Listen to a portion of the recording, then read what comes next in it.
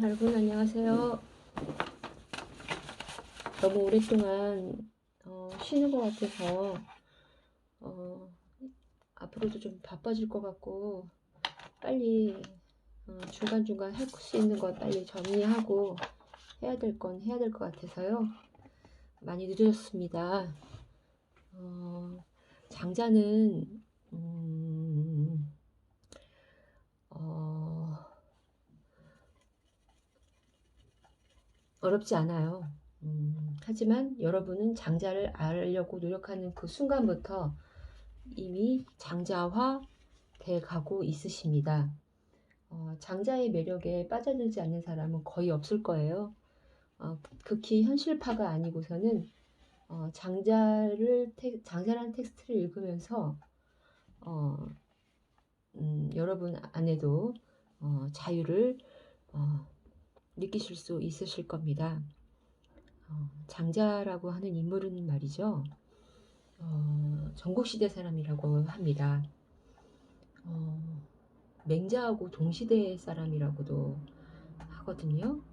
이름은 장주예요.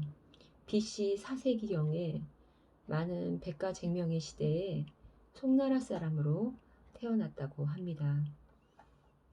말단 관리직을 했다고 합니다. 좀 더 올라갈 수 있는 그런 고관에 있는 관리가 아니고요. 그냥 말단에 처했던 사람인데 어느 순간 호련히 이제 그 관직을 벗어 던지고 글쟁이가 된 것 같아요. 그런데 어떤 사물이나 상황을 있는 그대로 설명하는 건 그냥 재미가 없잖아요. 그런데 이 장자는 어떻게 책을 썼냐면요. 우화를 들어서 썼어요. 그러니까 사물의 상징과 재미를 덧붙여서 스토리를 구성했고요. 그걸 통해서 자기가 말하고자 하는 어떤 진리에 가깝도록 설명을 해놨어요. 근데 그런 내포되어 있는 뜻이 숨어 있기 때문에 그 우화가 재밌는 거예요. 그냥 이래서 이랬다. 누구나 다 아는 어떤 사실적 전개라면 재미가 없었을 거예요. 하지만 그러한 사건으로서 우리가 깨달고 알 수 있는 관조법 그런 것들이 장자의 매력에 빠져들게 하는 그런 것 같습니다. 그래서 많은 사람들이 시대, 세기를 거쳐서 최고 재밌는 책은 장자다. 그렇게 표현하시는 분도 계세요. 그런데 이 텍스트를 읽지 않으면 정말 재미없는 삶을 살아가기에는 재미없고 단편적인 삶을 살아가는 것 같다라는 생각도 저도 들어요. 어떤 사람이 아라고 얘기했을 때 모두가 아라고 대답하면 재미없잖아요. 모두가 아라고 말할 때 어라고 말하면서 왜 그렇게 되는지에 대한 어떤 설명, 얘기들을 보면 재밌죠. 이해가 되면 거기서 또 위대한 진리가 나올 수도 있고요. 우선 이런 생각을 한번 해보고 싶어요. 여러분, 사람은 어떤 가치관대로 살아가고 있잖아요. 나는 부와 권력을 이루는 그런 삶을 살아가겠어. 나는 사람들을 위하는 삶을 살아가겠어. 그런 컨셉들을 제대로 처음부터 잡아가시는 게 좋아요.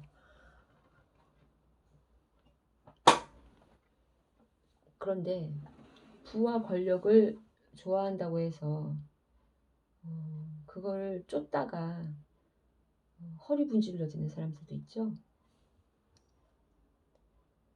그럴 때 그 사람들은 계속 부와 권력을 추구해야 할까요? 그럴 때는 그냥 선회하시는 게 좋아요. 그 사람도 살아남아야 되잖아요.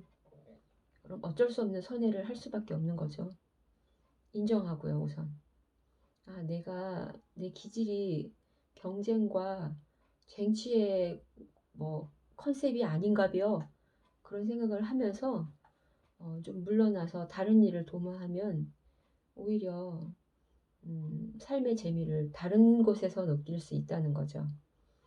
남들이 살아가는 기준과 잣대에 내가 꼭 끼워 맞춰서 살 필요 있나요?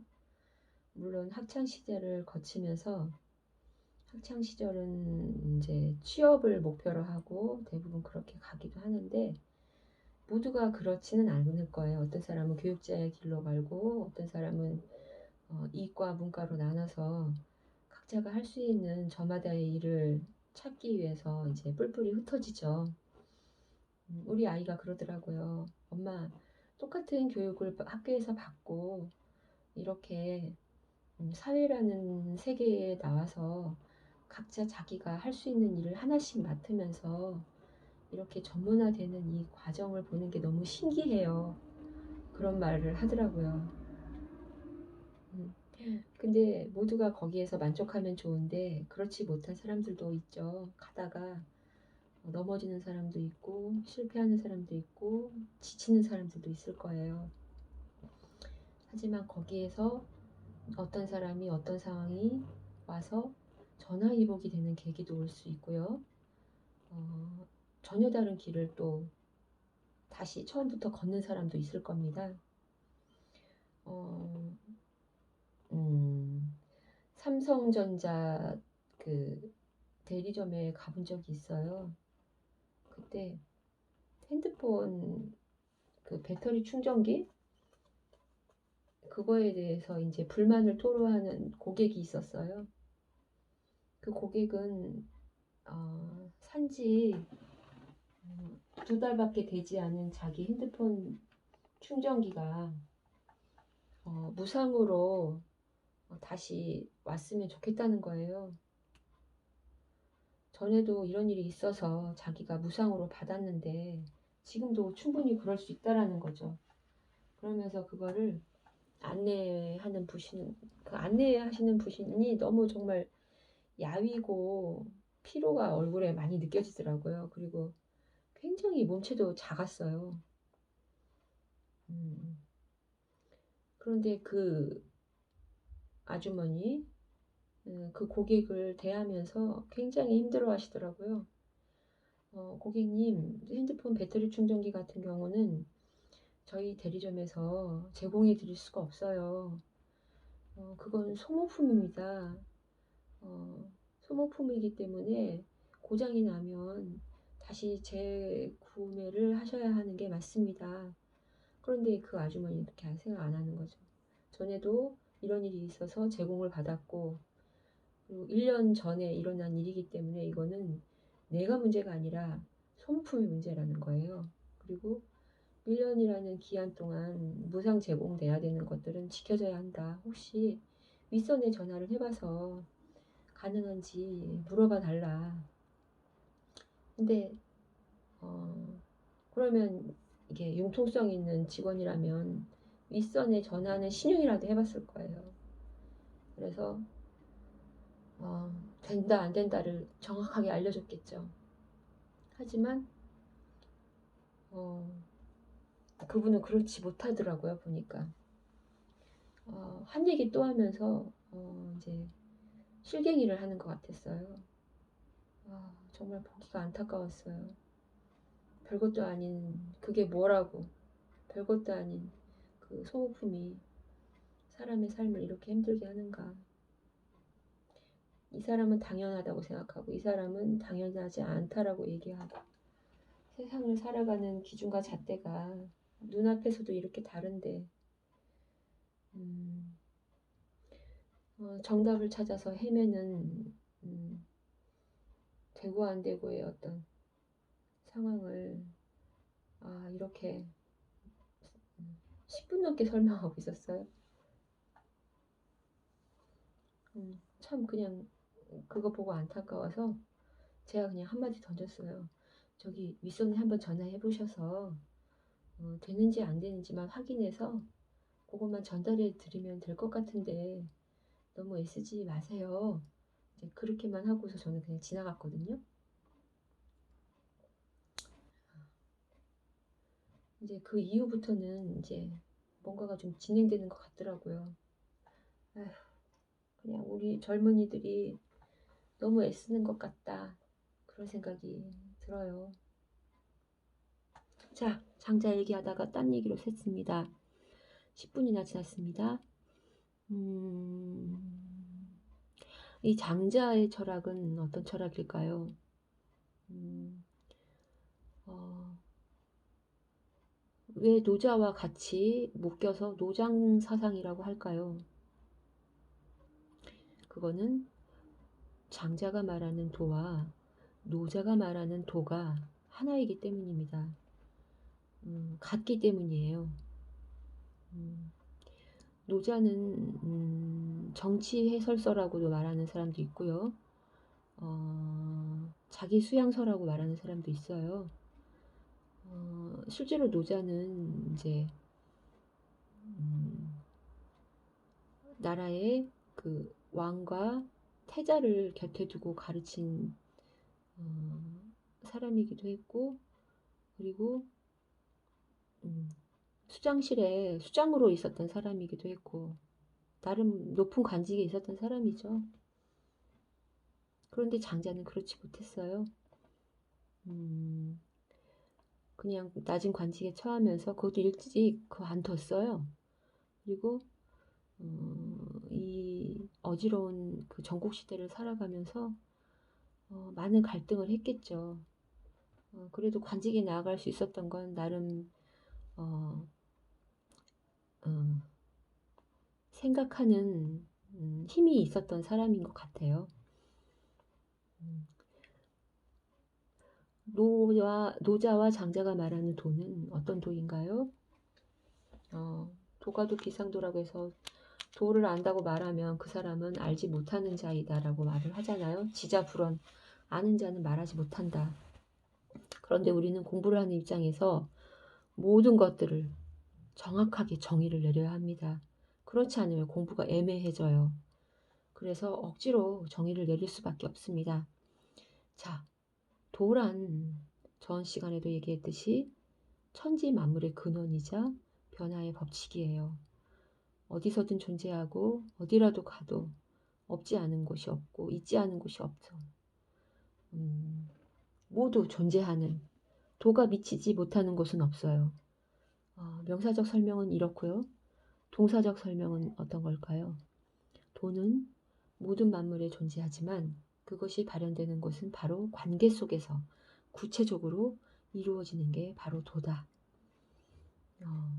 그렇게 도를 두 가지의 관점으로 설명해 보겠습니다.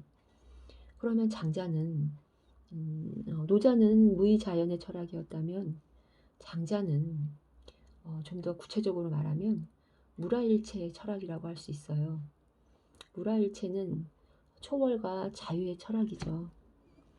무라일체를 들으면 되게 호전몽을 들어요. 나인가 나비인가. 장자가 잠을 잤는데 꿈을 꿨어요. 근데 자기가 나비였던 거예요. 그래서 나비의 삶을 실컷 살았대요. 꿈에서. 근데 깨고 나니까 장자인 자기로 돌아왔다는 거죠. 근데 그 꿈이 생생한 것이 자기가 나비이고 장자가 나비이고 뭐 이렇게 알 수가 없었던 거예요. 삶이라는 건 한바탕 꿈이었는지 아니었는지 아무도 모르는 거죠. 그리고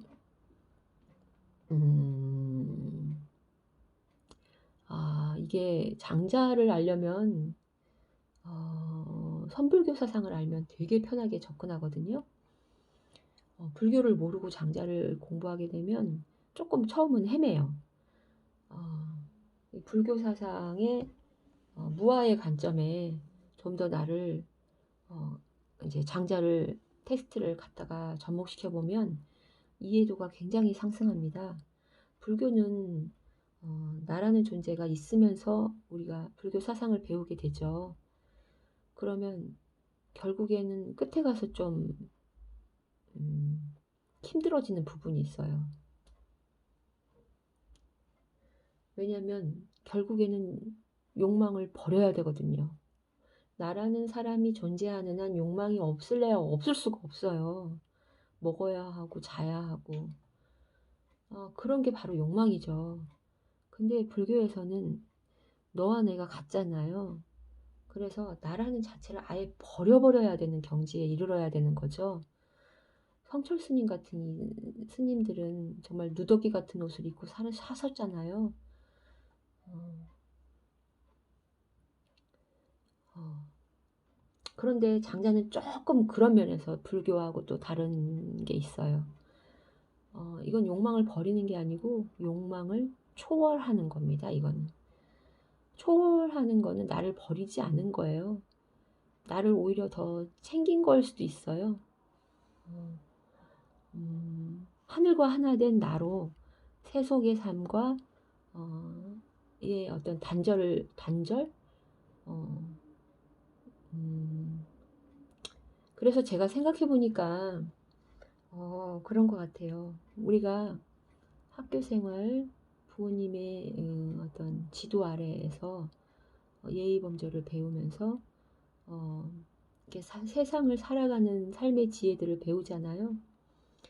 그러니까 세속의 삶을 병행하면서 외적으로 이렇게 장자의 철학을 접목시켜서 같이 양행, 양극단을 바라보면서 세상살이를 해 나간다면 그 양극단의 그 두 무기를 장착하고 있어서 세상을 살아가는 데 있어서 참 유리할 것 같다는 생각이 들어요. 생각도 말랑말랑해지고요. 어떠한 어려움이 와도 좀 더 지혜롭게 해석할 수 있는 합리적으로 세상을 정서를 채워갈 수 있는 지탱해 갈 수 있는 그런 지혜가 될 수 있을 것 같다는 생각이 듭니다. 그래서 이게 거달기식으로 알게 되면 알지 못한 이니만 못한 학문이 돼버리는데 이걸 제대로만 안다면 삶을 살아감에 있어서 굉장히 유용한 정보가 될 수 있죠. 사실 조삼모사라고 하는 우화가 있어요. 조삼모사가 어떤 거라고 알고 계세요, 여러분은? 어리석은 원숭이가 생각나세요? 그렇게 해석하는 사람도 있고요. 그렇게 생각하지 않는 사람도 있어요. 아침에 석대에 먹이를 주고 저녁에 넉대에 먹이를 주겠다. 왜 주인이 원숭이들에게 그렇게 제안을 했을까요? 원숭이들이 잘하고 있었어요. 그래서 칭찬해 주려고 한 대를 더 주겠다고 한 거예요. 그런데 원숭이들에게 그런 조삼모사를 제안을 했더니 원숭이들이 싫어한 거예요. 그래서 그러면 아침에 넉대를 주고 저녁에 석대를 주겠다. 똑같은 양이지만 아침에 이제 많이 주는 거죠. 왜? 원숭이가 원하니까. 그렇죠. 그래서 그들이 원하는 대로 그냥 해줬을 뿐이에요. 그게 뭘 의미하는 걸까요? 이게 삶을 살아가는 도라는 거죠. 단순히 원숭이의 어리석음을 시사하기 위해서 장자가 그 예를 들었을까요?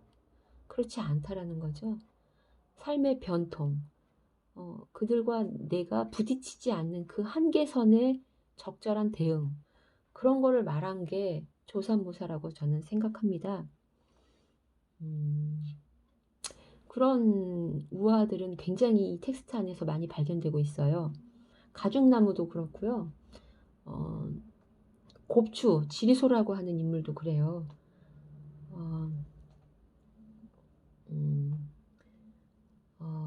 한번 그 사람들의 예를 들어볼게요. 곱추 지리소라고 하는 인물이 있었어요. 곱추라고 하니까 등이 굽었겠죠. 걸을 때마다 땅만 보고 걷게 될 거예요. 근데 그 곱추 지리소는 다른 사람과 다른 현실의 자기를 보고 굉장히 좌절하면서 컸겠죠. 하지만 자기가 등이 굽었기 때문에 물론 세상 사람들도 곱추 지리소에 대해서 좋게 보진 않았을 거예요. 놀림감의 대상이었고 뭐 그랬겠죠. 하지만 곱추 지리소는 자기 신체 조건이 그렇지만 유리한 자기 신체 조건을 이용해서 남들보다 좀 더 풍족하게 산 케이스거든요. 한번 그 얘기를 들어보실래요? 등이 굽었기 때문에 길을 가면 동전을 주울 수 있었고요.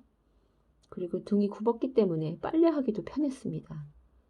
그리고 남들이 하지 않는 일을 자기에게 맡겼기 때문에 돈을 벌고 식구들을 먹여 살릴 수가 있었어요.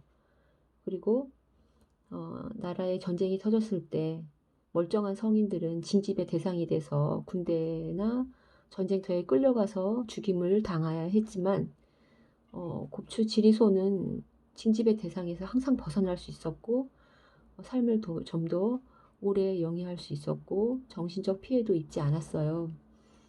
왜 대부분 그런 데 갔다 오면 정신적 분열이라는 증상을 얻어오거든요. 그리고 나라의 어떤 가뭄이나 어떤 그런 재해가 있을 때 구휼의 대상이 되었어요, 항상. 왜냐하면 낮은 일을 하고 있었기 때문에 어떤 낮은 저급한 어떤 계층으로 인정을 받아서 남들이 받지 못하는 곡식 넉 대와 장작 7, 8 묶음을 받을 수가 있었어요, 무상으로. 그런 국가의 혜택도 받을 수 있었던 거죠. 그래서 재물론에 이 곱추 지리소 얘기가 나오는데요.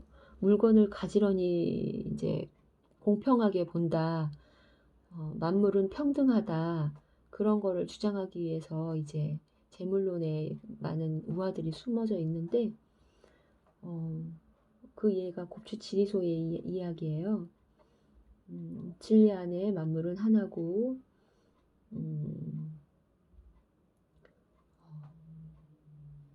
여기에 이제 호접지몽도 나오죠.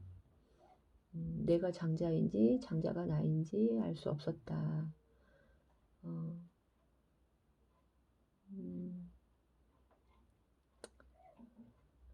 때로는 나를 버리면 그것이 바로 양생이다.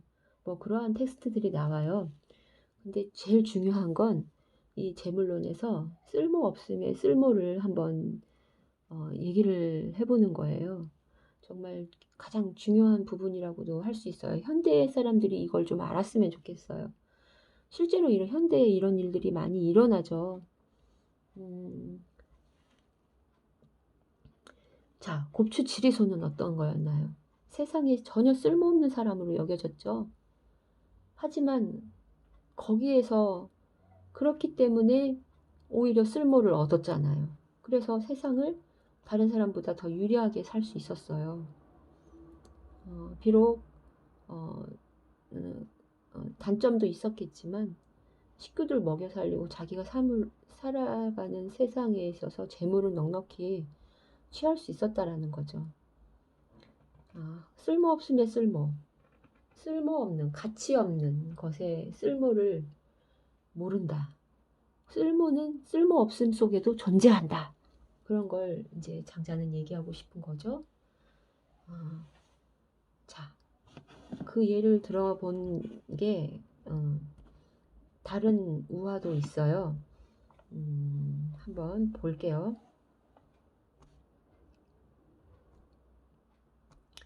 여러분 가죽나무를 아세요? 박 이야기도 있어요. 박. 한번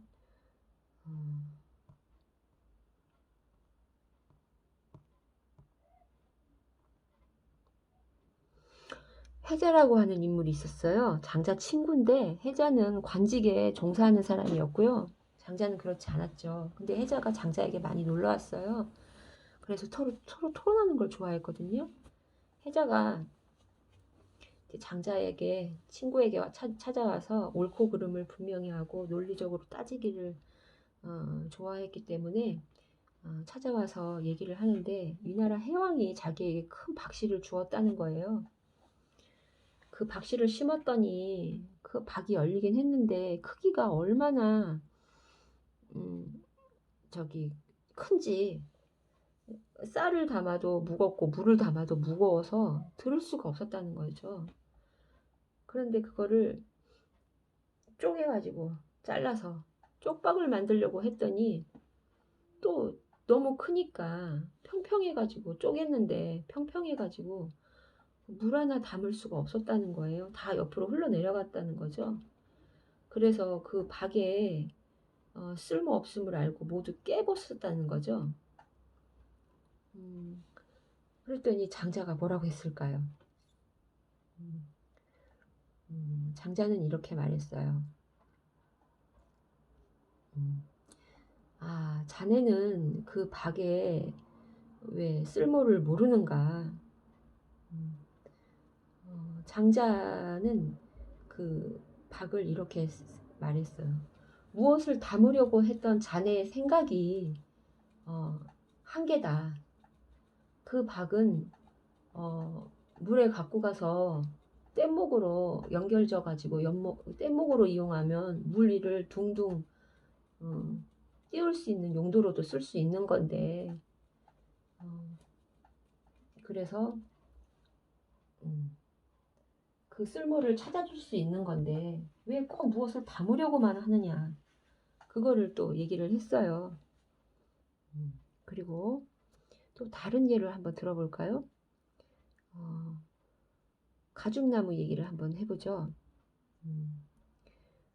내가 가지고 있는 나무 중에 이제 혜자가 말하는 거예요. 내가 가지고 있는 나무 중에 가죽나무라고 하는 나무가 있는데 이 나무는 키가 엄청나게 크다. 그런데 이 나무 줄기는 똑바르지가 못하다. 그래서 직선으로 자를래야 자를 수가 없다. 왜 대들보나 그 건축 자재로 쓰려면 나무가 똑바로 돼가지고 이걸 쪼개가지고 이렇게 기둥으로도 쓰고 이렇게 덧대는 용도의 나무 판으로도 만들고 그렇잖아요. 그런데 이 나무는 도통 그렇게 쓸래야 쓸 수가 없는 거죠. 그리고 나뭇가지 또한 베베 꼬여가지고 어떤 문양을 만들 수도 없다는 거예요. 그래서 이 나무는 크기는 크지만 지나가는 목수들이 다 거들떠도 보지 않는다. 그랬을 때 또 장자가 이렇게 말합니다.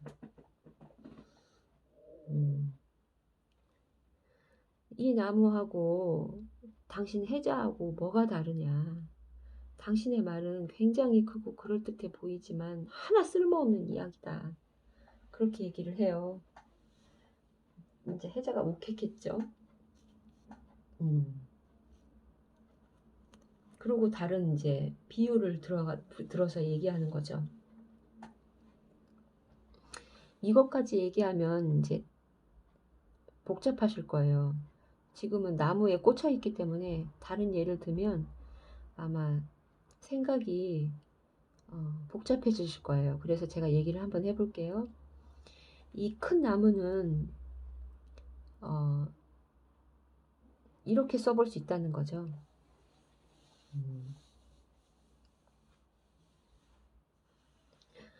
이 나무는 그러한 면을 갖고 있기 때문에 도끼에 잘릴 염려도 없고 아무도 해칠 자가 없으니 세속적인 쓸모는 없기는 하지만 자기를 괴롭게 할 어떠한 근거도 잘 찾아낼 수가 없다는 거예요. 왜냐하면 사람들이 그 나무 아래에 와가지고 그늘이 되어주니까 여름이면 일하다가도 와서 그 그늘 아래에서 유유자적 쉬었다 갔다는 얘기죠. 그래서 그 나무는 그것만으로도 행복했다는 거예요. 왜 자네는 그 나무 그늘 아래서 유유자적 쉬어서 노는 즐거움은 모르고 꼭 베어서 쓰려고 하는 그 쓸모만 찾으려고 하느냐.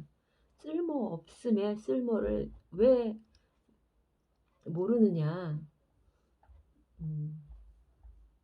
쓸모 있음에 쓸모만 보려고 하지 말고 쓸모 없음에 쓸모를 꼭 보도록 하여라. 그러면서 또 예를 들었죠. 자, 혜자 당신은 살쾡이를 본 적이 있느냐? 저 살쾡이는 이산저산 뛰어다니면서 사냥을 한다. 저 꿩을 보았느냐? 저 꿩은 인간에게 사육되지 않지만 다른 꿩은 한 걸음에 나아가서 먹이를 바로 먹을 수 있다. 인간이 제공해주는. 하지만 저 꿩은 10걸음을 애써 걸어가야 겨우 먹이 하나를 얻을 수 있고 그렇다.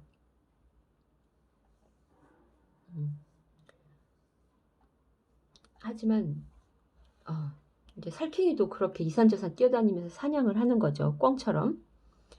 그렇다가 그렇기 때문에 덫에 걸려 죽기도 하고 그물에 걸리기도 하고 하지만 자기가 사냥을 하는 데는 굉장히 발달돼 있는 거죠. 하지만 저기 큰 소를 봐라.